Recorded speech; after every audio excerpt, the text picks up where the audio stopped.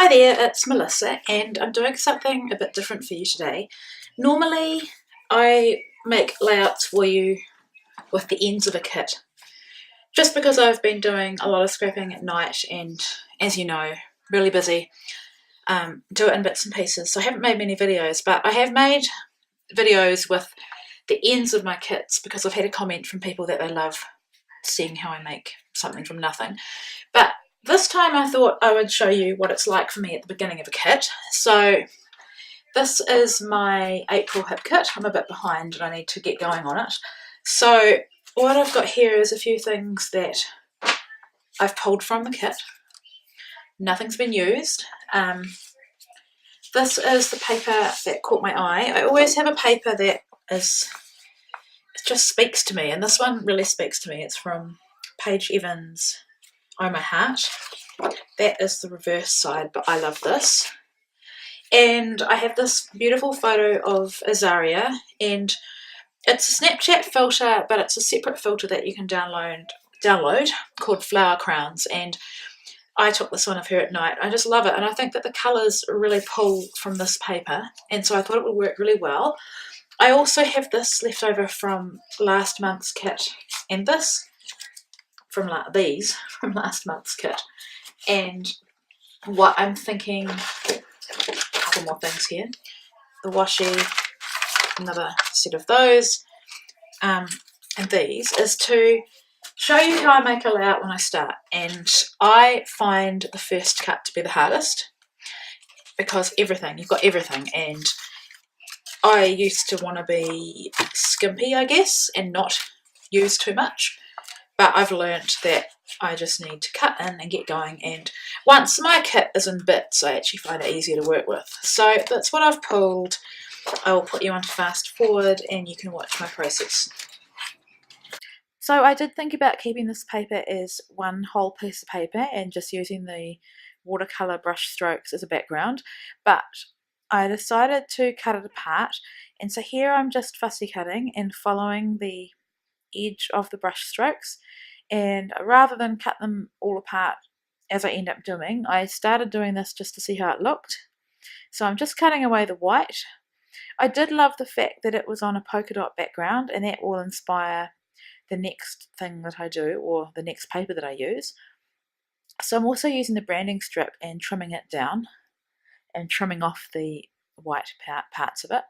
And here I've got a piece of white cardstock that's a scrap, and what I want to do is make a 12 by 12 sheet. So I'm using this. There's a little cut on the right side there, but that will be covered by the branding strip. And I'm using this piece of Amy Tangerine paper, and I love both sides of it, which is why I didn't want to sacrifice the whole lot and use the whole lot. So I'm getting my white piece and got a bit confused. I realised I needed to cut the branding strip off. I'm wanting to cut it this way so that I can preserve the 12 by 12 length of triangles on the back.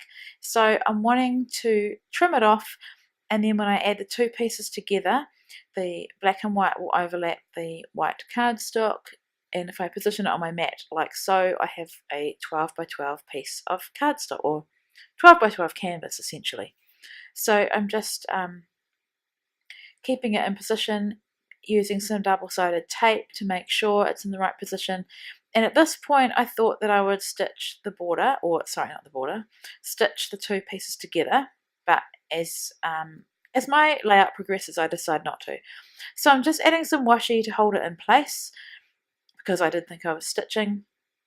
There will be some stitching, but not along that line.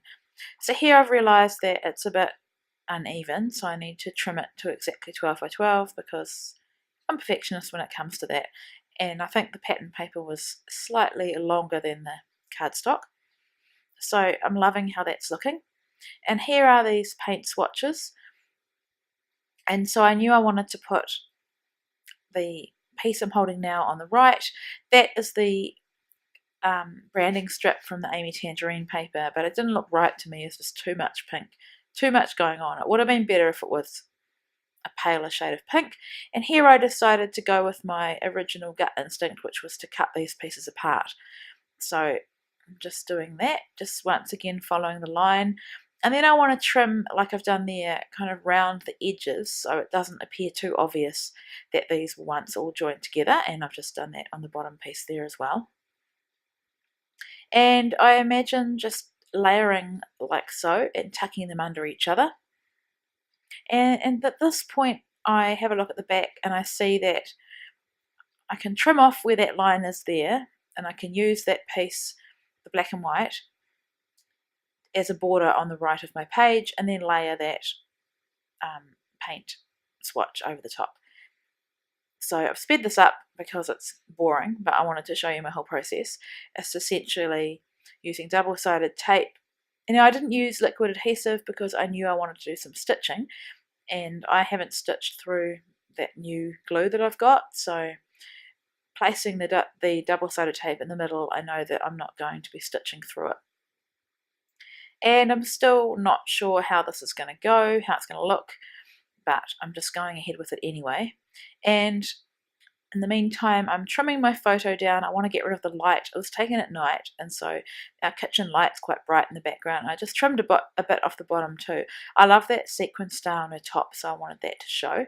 Now here I've added my stitching, and this is where I think it really adds to my page. I'm leaving my threads long and trimming them off on the back, and then I'm bending up the edges of the pattern paper and bending some of them right over so that you can see a bit of the white on the background. And I love how that looks. So now I need to work out where to position my photo, and I couldn't really decide at first between on the darker pinks and off the edge. I did think about a pink border, but it would have been too much, and then I thought about pattern paper, but that also would have been too much. And so in the end I've just gone with the white border, and it's quite a thin white border on this photo. I'm popping my photo up on some craft foam, and I didn't add any more pattern paper to this layout. The rest of it is embellishment.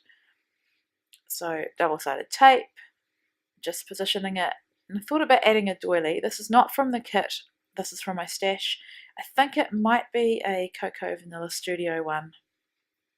I can't remember, or it could be Stampin' Up. I will the reason I'm not sure is because it was literally just sitting on my desk. So I'm happy with the position, and rather than move it, I've just put the double-sided tape underneath, and now I am committing to adhering my photo. Now I had kind of a, I don't know, insecure moment of going, is this straight or isn't it? And so I just got my ruler out. I still haven't been able to find a T-square in this country, so I just make do with my ruler. I love that tag. It's acetate from Pink Fresh Studio. It says happiness looks gorgeous on you, and I knew that I just had to use it with this photo. So I just had to work out how it was going to work. Looking at it now with the flag on the right, it's not looking great. So I thought I'll work on my title, which was going to be Beautiful You, and I really wanted to use the beautiful from these words. These are stunning. I love them so much. I love the font. I love that they're a little bit puffy, and I love that they're gold. I love the shade of gold in particular.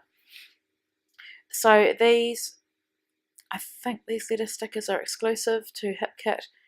I love the font, they're just beautiful, and I just think it goes really well with the beautiful font on the picture. I've said beautiful so many times, you're probably wondering what I'm meaning. Now I was really, really happy to get that flag banner piece down. That's from last month's kit. I think it works really well with this page. This tag with LAX, which I presume is the LA airport term, I didn't want that to show, so I've just cut the top off and tucked it under, and I've just lifted up or bent up the top of the tag. And now also on my desk I have this bowl of goodies that I want to get onto a layout, and I had some black and white striped baker's twine, and I think it just goes so well with this kit, bringing out the black of the word you. And also my journaling will be in black, and later on I will do some black mist. So here's a little mistake I made. I thought I'd use double-sided tape to adhere that down. I thought it wouldn't be able to be seen where I put it on the blue stripes, but you can slightly see it I'm not bothered by it now. At the time I thought, yeah, I probably shouldn't have done that. I think the best way to adhere these, if you don't have a Xyron and you do want to use them as a tag, is to probably stitch them down, machine stitch them. Or staple, that would be the other way. So I've added that baker's twine to that tag as well. Now I'm wanting to bring the gold across, and I'm wanting to lift up the edge of that paper just to be the same as what I've done with the other pink pieces. So there I've got a piece of ephemera. It's from the Crepe Paper Oasis collection, and so is that LAX tag. It's a holiday summer themed collection. I'll be honest, I don't love it. I don't really love the whole palm tree. I don't know if there's palm trees in this one, but I do struggle with the kind of tropical theme, I guess. But I will make it work, and I have a couple of layouts planned where I'm going to use exactly those products that I struggle with, because the photos are perfect. So these are the chipboard from Paige Evans Oh My Heart, and I've put a couple of the hearts down. And I had an indecisive moment there about where to add my journaling. But in the end, I go with the top of that pale pink paint swatch, or paint swish. And this is the kind of photo where it's a beautiful photo, so I want to write something meaningful. It's not a this is what we did, this is who we saw kind of. It's not an event page, it's more a reflective page, and it's a letter to her. So adding some more gold, and now it needed something on the left of the photo, and so I've gone back to the chipboard.